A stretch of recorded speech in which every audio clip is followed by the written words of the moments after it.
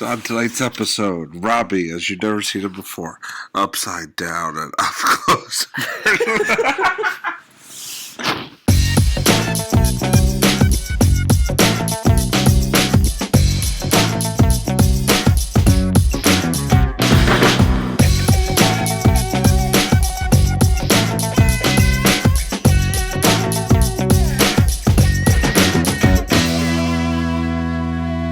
Hey, what's up, everybody, and welcome to another edition of On a Couch Talking Sports. As always, I'm Robbie. This is Kyle. Kyle, good to see you. How you doing?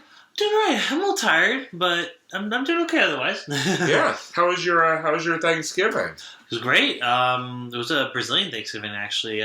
My family and I decided to go to the Brazilian grill restaurant down the Cape, so that was a lot of fun. Great. It was excellent. Got to see family, watch some football, and Nice.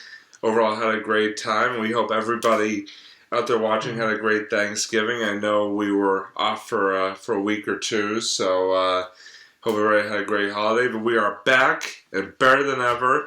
And over the last week, actually, Kyle and I have had a couple of occasions to go check out some sporting events, hockey games, to be specific. Hitting the ice, yeah. Twice in the last, in less than 7 days, we have been to an ice hockey game. And the first one we went to was actually last Sunday. And if you have watched this episode of any regularity, you'll know that Kyle and I agree on a lot of things sports-wise, except when it comes to NHL hockey. I am obviously a Boston Bruins fan, but Kyle's top allegiance goes to another certain team from up north, the Montreal Canadiens. And for years now, we have talked about trying to go, the two of us, to a Bruins versus Canadiens game, and unfortunately, up until now, it hadn't really worked out. Until last Sunday. That's right. Kyle and I were in attendance as the Bruins took on the Canadiens at TD Garden last Sunday night. It was a really, really fun game, really fun time. And what was great for me is that the Bruins won 3-1. They were down 1-0 in the third and then came back with 3 goals to win it. So Kyle, first of all, haha. Second of all, just your overall thoughts on that night of our first Bruins-Habs game in person together at TD Garden from this past Sunday. That was good. No, I honestly, I had a lot of fun. It was sad to see the Canadiens lose. I mean, I'm probably the only person in the entire area that says that. So, well, there are a bunch of Canadiens fans there. Yeah, there were. I think there's like a bit of there's definitely, I feel like, a Boston-Montreal connection going on. Because I feel like in general I see a lot of like Montreal tourists around here. I see a lot of French Canadians. So I'm like, yeah, you guys are probably from Montreal or Quebec or anywhere around that province. So, but no, Bonjour. It was a lot of fun. I really enjoyed it. I'm glad we went in person this time because we did watch it a couple times, but I think it was at each other's houses, right. If I remember correctly. But this time it was kind of cool to actually go to the game, and it was funny because I originally planned to wear the Canadiens jersey, but I had unfortunately forgotten to bring it from my house, so I opted for a Providence sweatshirt, I guess, instead. So I was a Canadiens fan in disguise, I guess you can call it. So. And he was definitely, though, when it came down to, definitely was showing his allegiance, even if discreetly, to the Canadiens. Yeah, it was. But yeah, it was an exciting game. I mean, the Canadiens did lead, until the third period. So yeah, I feel like they played the best during the first 2 periods. They really, I feel like, had control of the puck. I feel like their passing game was really spot on. I feel like it was in the third period though where they really flailed and they just didn't have control. I feel like they kind of lost it. Whereas it was the complete opposite for the Bruins. They didn't do so hot in the first 2 periods, I feel like, but then they really got it together. I mean, credit where credit's due. Yeah. They really got it together in the third period. Their passing game was really good, and they managed to score 3 goals out of it, and that was that's impressive, you know, for one period to score 3 goals. I mean, that's I got it. Yeah, that was impressive. It was a great performance, and this Bruins team. It's funny, they've actually been they've definitely been this year a third period team. I mean, you look at some of the other games that they've won this year, just throughout the year. They just keep having these third period outbursts of goals and end up winning, or getting back into a game if they're losing at entering the third period like they were on Sunday. It's what I like to call the Demolition Man effect. Where have you guys ever seen the movie Demolition Man? Great movie. Wesley Snipes, Sly Stallone. Sly Stallone gets cryogenically frozen. He has to fight his greatest nemesis. But at first, when he's in the final battle, he gets beaten up really badly at first. And then, he finally makes a comeback and he freezes his enemy, and it's great. It's really cool. So, great movie. Yeah. And let's talk about the crowd, because obviously, Bruins Canadiens is a big rivalry, and the crowd, I felt really lived up to the sort of rivalry aspect as well, because, you had a bunch of Canadiens fans there. You had, obviously, the Bruins fans being very raucous as well, and it was really a great environment, I felt like. Yeah, no, it was just kind of fun seeing all the energy. It was, even just the simple, one of the funny things I thought was when they showed the audience on the screen, and you had all the Bruins fans cheering. Then you had that one Canadian fan in the back showing the jersey. That was pretty funny, and everyone was like, "Oh no!" Boo! Yeah, that was pretty. Yeah, that was pretty good. On the table back there. I know. Yeah, stop kicking the table, dude. Nice hands, Fee. No, that's a different saying. But so one of the things that we wanted to do for both the hockey games, before we get into the second hockey game that we actually attended just tonight, I want to get sort of your take. I'm going to get your take on the same topic for tonight's game as well. But sort of, I know you're big into music. I mean, as am I. So I was just curious your thoughts on the musical sort of repertoire and selection at TD Garden from the game. All right, so I mean, it was pretty good. Nothing mind blowing, but it was, you heard all the sports classics, the classics you hear at every sports game. I feel like they played "Ship It Up to Boston," of course. I'm sorry, I'm tired of that song, but yeah, I know everyone loves it. I love it. I do. Never gets old for me. But yeah, no, they were pretty good. At least they didn't play Seven Nation Army a billion times, a certain other hockey game that we went to. But no, it was pretty good. They had a kind of a mix of 80s, and I feel like it was mostly 80s to present. Kyle, so. By the way, I gotta. Kyle is talking crap about the BC band for playing Seven Nation Army, which tradition they have. Every time they're on the penalty kill, they play at every whistle. So that's what that reference was to. And yeah, BC band, he just called you out. So Adam, one of the actually, just getting back to the game really quick. One of the other things that was really cool or really intense about it was that there was actually kind of a line brawl at one point during the game. They're both teams really fight. Both teams got to a pretty big skirmish there going on. People were just shoving each other. It was great. It was throwing bows, everything. Yeah, so that was smack talking each that other. Added to the intensity of the rivalry. Oh yeah, I had a feeling that was going to happen at least a few times. And it did happen a few times. It always seems to at these Bruins Canadiens games all the time. So now fast forwarding to tonight, actually, Kyle and I had a chance to go again. That was a lot closer to where we are right now. Yeah. And that was the Babson College Beavers, hockey, a team that we've seen in action a few times before. They were playing they were playing Johnson and Wales at home, and Babson, unlike the Bruins Canadiens game, was a bit more one-sided. The Beavers both start with B. The Beavers won by a 6-0 final. And so, Kyle, let me get your impressions of the game we saw tonight. It was a blowout. It was just a blowout game. Like, I don't know how else to put it. The Beavers were on point. They were scoring every period. Every period, I feel like they must have gotten like 2 goals a period at least, right? They got 1 goal in the first, and then they got 3 goals in the second, and then 2 in the third. Yeah, that's right. Now it was cool. But they did score every period. You are correct. Yeah, they brought their A game. They brought all the way, and they were facing against Johnson and Wales. And fun fact, I was looking at the so one of the cool things I do like about Babson is that they're one of the few arenas, I feel like, actually one of the few sports venues in general, that will actually say the visiting team's name. They don't just say visitor, they actually say whatever team. And so it was Johnson and Wales. I was looking at it, and Johnson and Wales, it's a long name to put on a scoreboard, so obviously you have to abbreviate it. So I was looking at it, I was like, who's Jawales? It took me like a couple periods, and then I heard the announcer saying, "Oh, Johnson and Wales." I'm like, I knew that.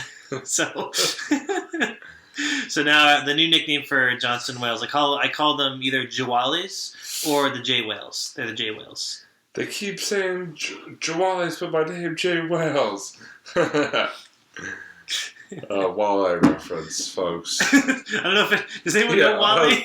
I think anyone probably got that reference, but it's okay. No, I mean, we're gonna sort of scoop past it.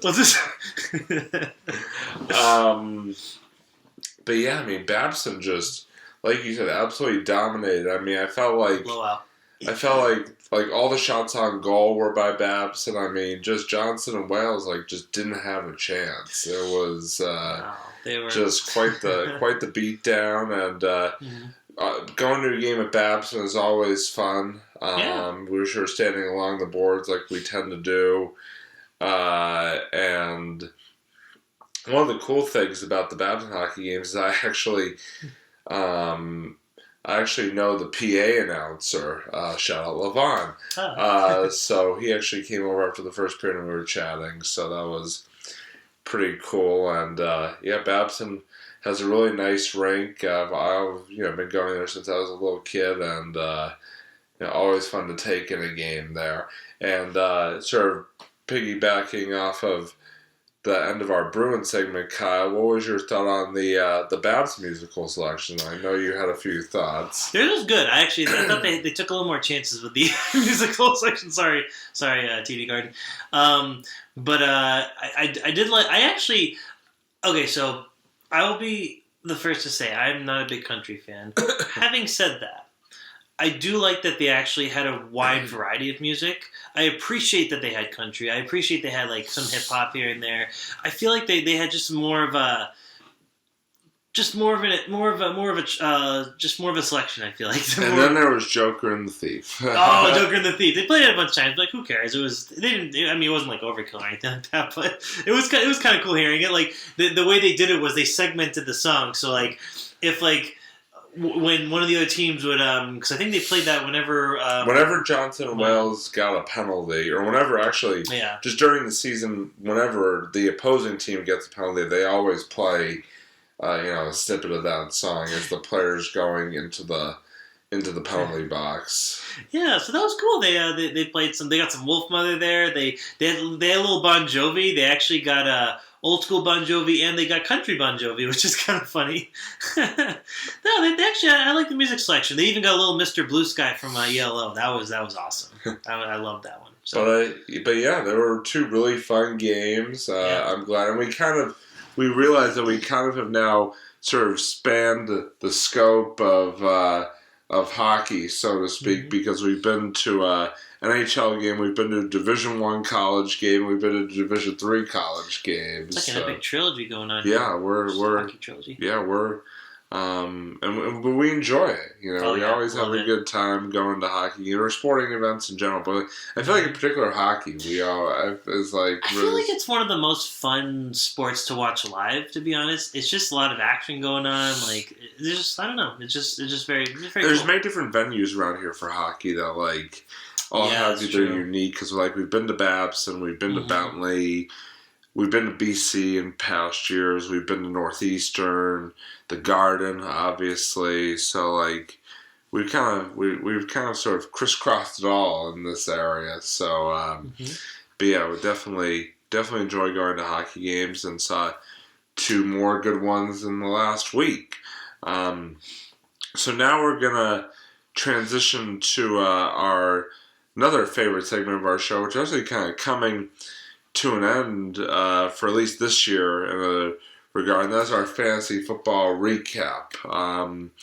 So for my other league, the other one besides the one I'm in with Kyle, our regular season actually wrapped up this past week, and I needed to win to get into the playoffs because the thing with that league as opposed to our league is there's no consolation bracket, so only the top 8 teams make it to the playoffs. After that, if you're not in the top 8, your season is over, unfortunately. So I needed to win my last game to get in, and unfortunately I came a bit short.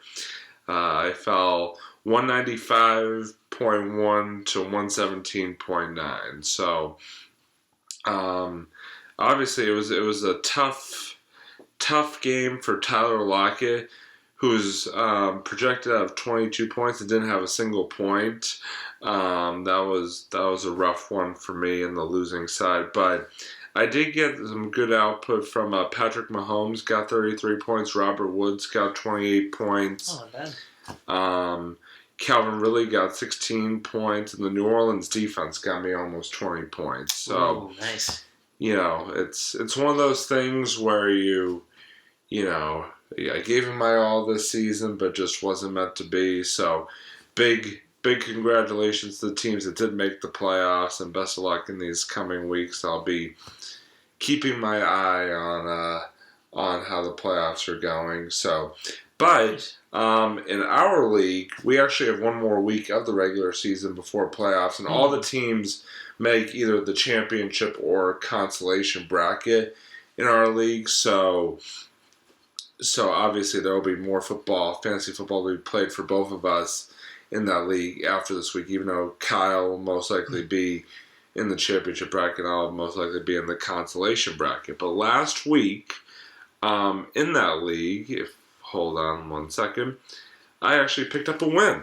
Oh, good. I was very happy. Yeah, I won 81.56 to 75.04. Ooh, close game. Wow. I was very happy. Okay. Got a good performance by Miller for Chicago. Got 14 points for me.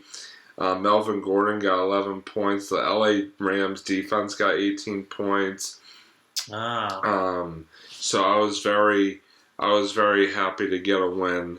And this week, I know Kyle's got to touch on his team in a second, but I do want to say that this week, in our final regular season game, Kyle and I are playing each other. For the second time this season. It's kind of funny to think that it's kind of funny to think that you and I face each other the first week of the regular season, and now we're facing each other the last week of the regular season.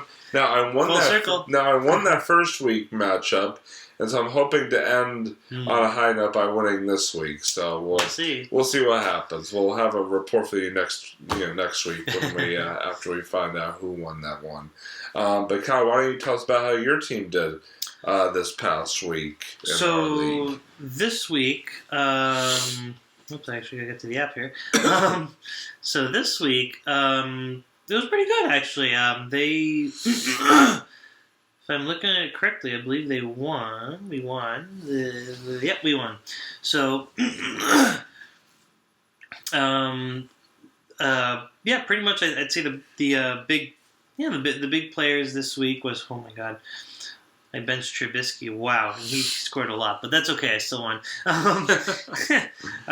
Winston only scored 10, which he's been kind of flailing a little bit. Come on, Winston. Gotta pick it up, man. Let's go. Past couple weeks, we'll see how he does this Except week. this week. Don't do it well this week. Yeah, right. But I would say my couple of breakout players. Actually, I'll say three breakout players were Allen Robinson. He's been pretty good. He's one of the better wide receivers I have actually. Right. He scored about 15 points rounded up, and Curtis Samuel got me 12 points, which is good. Okay. And of course my kicker Justin Tucker. He's incredible. Justin Tucker. Well, he played on an incredible team because Baltimore has just been like lighting it up offensively this year. So he's had a lot of opportunities. Oh my god! Like he's an incredible fantasy pick. Like it was amazing. So yeah, I'd say those were pretty much my breakouts. The other players did okay. Chubb was actually he underperformed too. He's normally incredible, but come on, Chubb. He only got like 8 points. So I don't know. We'll see how he does this week. Chubb. So yeah, that was pretty much it. Yeah, that concludes the week of fantasy for me. Yeah. No. Congrats on your win, and Thank best you. of luck this week. It should be another good one. Oh yeah. And now to a segment that again is kind of going to be coming to a close here in the next few weeks. Is our Robbie's favorite football recap. One team that did see their season come to a close was the Wellesley High football team, as they played on Thanksgiving and won on Thanksgiving, beating Needham 27-0. So they end their season at 9-2, and very happy for them. Great season as always, and they actually now lead the all-time series with Needham. It was 60. Sorry, folks, I'm having a little bit of 63-60 with 9 ties. So, oh wow! Okay. So Jeez. So big win for the Raiders, and obviously now they'll look ahead to the 2020 season as they look for another successful season come starting next September.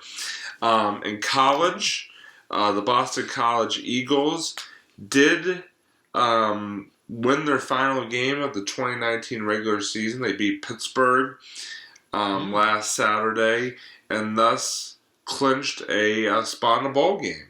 Nice. For another season. They finished their regular season 6-6.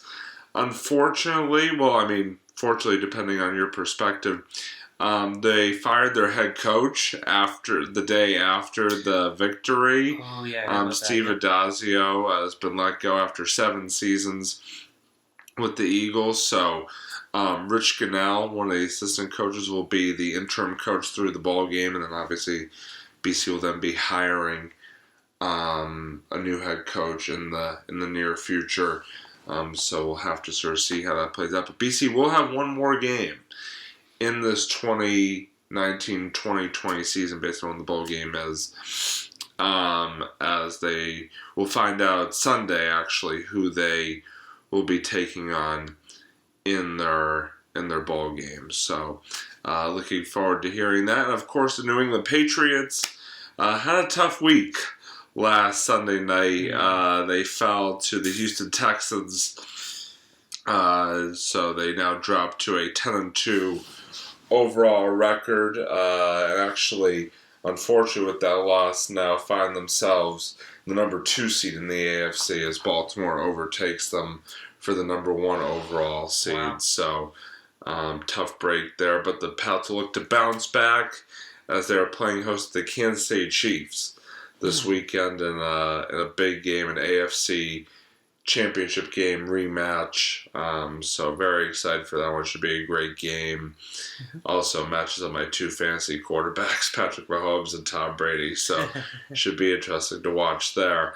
But yeah, so good luck to the Pats on Sunday as they face the Chiefs. Kyle, you got anything else for us this week? Yeah, I got a quick game review actually that I wanted to talk about. This one isn't really particularly like a sports game or like an RPG or anything like that, but so it's actually it's a rhythm game. It's called Thumper. It's like an indie game that you can find on I think like PS4, Xbox One, and Switch.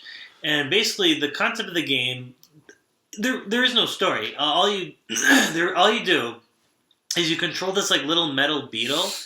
And you have to kind of so it's a rhythm game. You have to kind of tap the buttons in the right order, or tap the buttons when you see the icon on the screen. It's kind of a weird game to describe. You're this beetle that's speeding along this kind of like a tube or something like that, and you have to kind of press the right button at the right time, and it'll kind of create these rhythm effects and everything, and it's almost like, how do I describe it? It's a strange game, but it's kind of fun. It's very addicting, and you go through these levels, and there are all these different obstacles, and if you're really good at keeping beats and stuff like that, it's kind of a fun game. It's a really fun time. It's a very simple game. It's not super complicated. You only need to know a couple buttons that you. It's a lot of fun. It's called Thumper. It's just an indie kind of rhythm game. It's just got these weird, psychedelic kind of graphics, and the music is really good. You can actually get the soundtrack, I think, on Spotify and Amazon and stuff like that. But it's a fun time. It's one of these kind of just. You just try it. Just check it out. If you think you like rhythm games, even if you're not a big fan of them, like me, if you're more of a casual fan, I recommend that you play it. It's called Thumper. Cool. And no, it's not the not Bambi's friend. So. All right. Well, thank you, Kyle. Appreciate your insights into the gaming world as always. All right. So that is going to wrap up this edition of On a Couch Talking Sports. As always, he's Kyle. I'm Robbie, signing off for episode number 201. And thanks as always for watching, and we will see you next time. Bye, everybody.